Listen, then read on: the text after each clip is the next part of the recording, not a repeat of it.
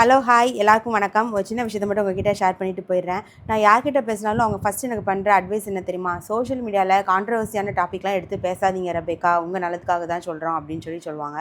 ஆனால் நிஜமாக சொல்கிறேன், எனக்கு என்னமோ இந்த மாதிரி டாப்பிக்லாம் பேச தான் ரொம்ப ரொம்ப பிடிச்சிருக்கு. நம்ம வாழ போகிறதே கொஞ்ச நாள், அதனால் பிடிச்சது அது வரைக்கும் செஞ்சுட்டு போகலாமே அப்படின்னு சொல்லிட்டு தான் நானும் பேசிகிட்டு இருக்கேன். அதுலேயும் என்னென்னு பார்த்தீங்கன்னா, நான் ஒன்றும் மில்லியன் கணக்கிலலாம் ஃபாலோவர்ஸ் வைக்கல, ஜஸ்ட் ஒரு 100K தான் அப்படி இப்படின்னு எல்லாத்துலேயும் செட்டப்பில் வச்சுருக்கேன். அதுலேயும் நிறைய பேர் வீடியோ பார்க்குறவங்கலாம் பார்த்தீங்கன்னா ஃபாலோ பண்ணாமல் தான் பார்க்குறாங்க. ஸோ நான் வீடியோ போடுறனால என் பேச்சை கேட்டு ட்ரம்ப் என்ன 3rd வேர்ல்டு வாரா நடத்த போகிறாரு அப்படிலாம் இல்லவே இல்லை. பட் இருந்தாலும் எனக்கு மனசில் தோன்றதை உங்ககிட்ட ஷேர் பண்ணும்போது எனக்கு ஒரு ஹாப்பியாக இருக்குது, அவ்வளோதான்.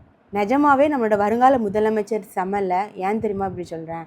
காலேஜ் டைமில் எனக்கு ஒரு க்ரஷ் இருந்துச்சு. இப்போ பார்த்தீங்கன்னா ஐயா வந்து பாலிடிக்ஸில் இருக்கார். ஸோ நான் எப்போவாவது சேட் பண்ணால் அதுக்கு ரெஸ்பான்ஸே இருக்காது, ரிப்ளையே இருக்காது. அது ஒன் சைட் க்ரஷ்னு வச்சுக்கோங்களேன். பட் ஆனாலும் ரெஸ்பான்ஸ் இருக்காது. எதுக்கு இருக்காதுன்னா, பொலிட்டிக்ஸ் இருக்கிறனால எங்கே ஏதாவது நம்ம பேர் ஸ்பாயில் ஆயிருமோ, நம்மளை பற்றி தப்பாக கட்சியில் பேசிடுவாங்களோ தெரில. மேபி அப்படி கூட இருக்கலாம். நான் அதை ஓப்பனாக கேட்டதில்லை, அவங்களும் சொன்னதில்லை. பட் ஆனால் இதுதான் ரீசன் சொல்லி என் ஹஸ்பண்ட் சொல்லி தான் எனக்கே தெரியும். ஸோ அந்த மாதிரிலாம் அவாய்ட் பண்ணுறதான் செய்கிறாங்க. இப்போ நார்மலாக பேசினா கூட அவாய்ட் பண்ணுறாங்க. ஸோ அப்படி இருக்கிற பட்சத்தில் இவங்க வந்து இந்த மாதிரி எலெக்ஷனை பக்கத்தில் வச்சுட்டு இந்த மாதிரி ஒரு ப்ரோக்ராம் அட்டன் பண்ணதுக்கெலாம் உங்களே கெத்து வேணும். அந்த பயம் இல்லை பார்த்தீங்களா? எங்கே இப்படி போனால் நம்மளை தப்பாக பேசுவாங்களோ?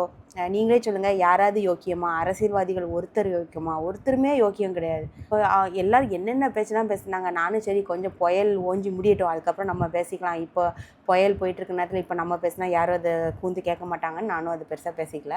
ஒரு ஃபேமிலியில் ஒழுங்காக இல்லாதால் எப்படி ஒரு நாட்டை ஒழுங்காக பார்த்துப்பாரு அப்படின்னு சொல்கிறாங்க.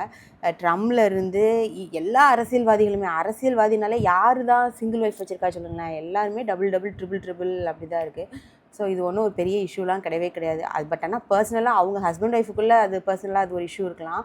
பட் ஆனால் ஒரு லீடராக இருக்கிறதுக்கு இது ஒரு இஷ்யூவா, இது ஒரு பிரச்சனையா அப்படின்னு கேட்டால் சத்தியமாக இல்லவே இல்லை. ஏன்னா இவ்வளோ தூரம் தைரியமாக வெளியில் வர்றதே பிள்ளை ஒரு பெரிய விஷயம். அதுக்கே ஒரு கட்ஸ் வேணும் அப்படின்னு தான் சொல்லுவேன். இப்போ வரப்போகிற எலெக்ஷன் நினச்சா எனக்கே ரொம்ப பயங்கர எக்ஸைட்மெண்ட்டாக இருக்குது. யார் ஜெயிக்க போகிறா, தமிழ்நாட்டை யார் வந்து ஆள போகிறா அப்படின்னு சொல்லிட்டு. Anyway, hope for the best. Thanks for வாட்சிங் கைஸ். பாய்.